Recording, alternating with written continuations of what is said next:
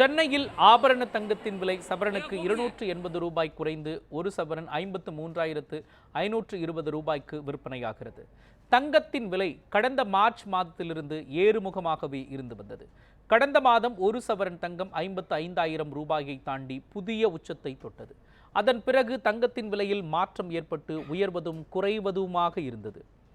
இந்நிலையில் அட்சய திருதியை முன்னிட்டு தங்கம் விலை ஒரே நாளில் 3 முறை அதிகரித்தது. இதைத் தொடர்ந்து நேற்று தங்கம் விலை சவரனுக்கு 200 ரூபாய் குறைந்த நிலையில் இன்று மீண்டும் குறைந்துள்ளது. அதன்படி சென்னையில் 22 கேரட் ஆபரண தங்கத்தின் விலை சவரனுக்கு 280 ரூபாய் குறைந்து 53,520 ரூபாய்க்கு விற்பனை செய்யப்படுகிறது.